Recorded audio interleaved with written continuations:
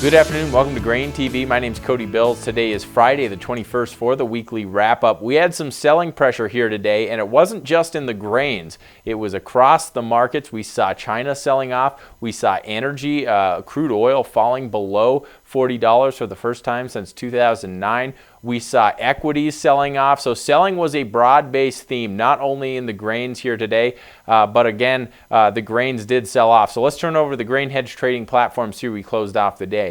Corn trading down 5.5 cents, soybeans down 17 cents, closing below $9 at $8.90 on the November contract, and wheat in Chicago here trading down 7.25 cents to $5.04 on the December contract. So we did see some selling pressure. We also have some pretty optimal growing conditions in the weather forecast going forward here. All this kind of amounts to a relatively bearish scenario this Friday. Now, when you look at the chart here, you'll notice that corn has had kind of an orderly consolidation really over the last 6 days following that huge sell-off that we saw on Wednesday, August 12th, when the USDA released their ending stocks estimates, and it was much greater than what analysts were anticipating.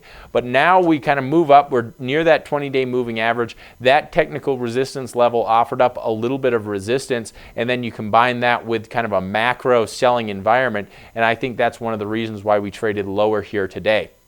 When you look at soybeans, it is kind of closing at lows here, breaking through the lows that we saw back in June before we got that run up in prices due to the excessive amounts of rain that we saw in the eastern part of the grain belt. But now, when you get, really following the WASDE report, you have ending stocks projected at significant levels. And not only that, but you also have good growing conditions projected going forward. And when you look at the Pro Farmer Crop Tour, it seems to be, for the most part, their estimate seems to be for the most part in line with where the current USDA yield projections are. We'll talk about that a little bit later on in the show, but let's go into the Pro Farmer Crop Tour. We'll talk about the national yield forecast there at the end, but I just want to kind of break down the way the days unfolded here this week. You'll notice it was broken into two categories. We had the Eastern group, we had the Western group. The Western group started in South Dakota, Eastern group started in Ohio, and then they ended up meeting there in Rochester, Minnesota on Thursday.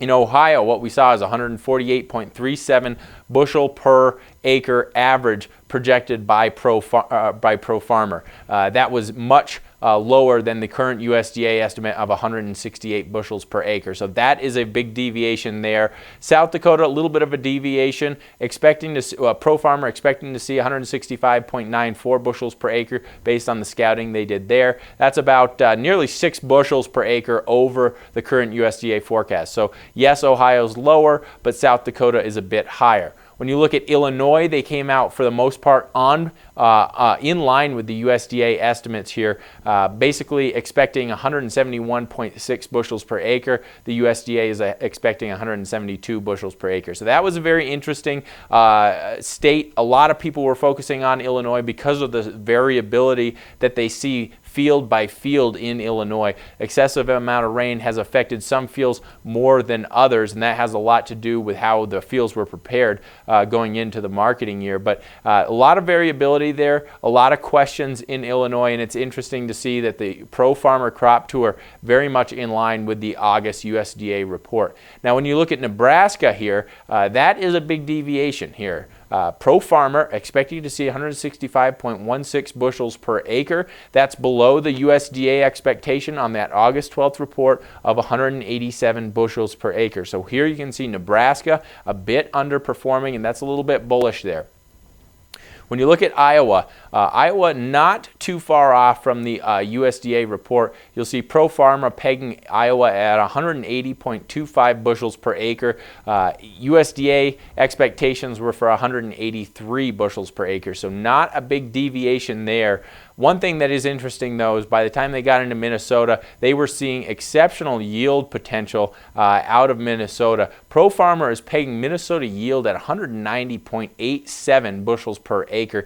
That is significant, especially when you take into account that the USDA is only looking for 184. So either Pro Farmer picked out some of the top fields, or Minnesota, much like what we've been hearing all growing season, is having a bin-busting crop. So that all factored together was taken into account, and today Pro Farmer released their national yield estimates after the market closed. They are pegging the U.S. yield average for corn at 164.3 bushels per acre. That is down from the 168.8 bushels per acre pegged in the latest USDA forecast. So basically what we're seeing here, I think this is going to be a bit bullish on Monday, barring any major selling that we see in the macro environment that may spill over into the grains. This could be a supporting factor here for corn, and one of the reasons I think corn has been able to kind of hang in there despite the fact that soybeans has been selling. Soybeans, Pro Farmer is pegging at 46.5 bushels per acre, only 0.4 bushels per acre below the USDA estimate. So when you look at that, you'll notice that soybeans here is more in line with the USDA expectations, and I think one of the reasons why soybeans is likely to continue to see some follow through in the selling pressure that we saw here today. Now let's turn our attention over to the basis. So that was an awful lot to talk about here, Pro Farmer. But now let's talk a little bit about basis, because it is interesting to see corn was able to increase a penny on average across the U.S. We did see ethanol in the western part of the grain belt up 5 to 10 cents. Eastern part of the grain belt, ethanol wasn't a major player here, for the most part unchanged in terms of basis. The Gulf increased 6 cents, but basically most of that gain wasn't able to be transferred upriver to river terminals, which only increased on average 2 cents this week, simply because barge rates also increased, and that kind of negated some of that Gulf impact. Now when you look at soybeans, we did see basis decline, so this is a little bit bearish here. Not only did we see a decline in price, but we saw a decline in basis, down 4 cents on average across the U.S. We saw plants down 7 cents, and some plants as much as minus 10 to minus 20 cent declines. So that's very significant here. What it's saying is that there's not a lot of physical demand here for soybeans late in the marketing year.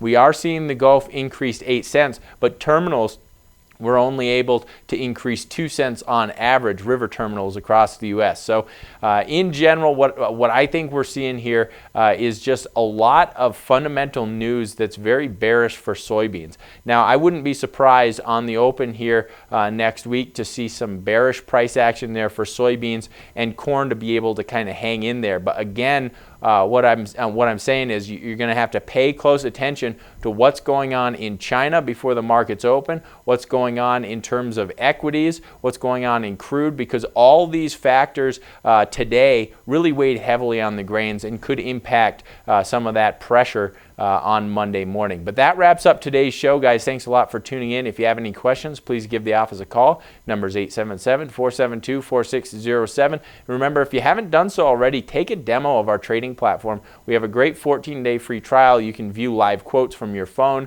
You can also get this platform downloaded on your desktop and be able to trade in the overnight session, during the day session, be able to look up option premiums, be able to execute trades on your own. Just great flexibility there to add to your overall marketing strategy here this year. So if you have any questions about that, please give us a call. Again, our number is 877-472-4607. Thanks a lot for tuning in. We'll see you here on Monday.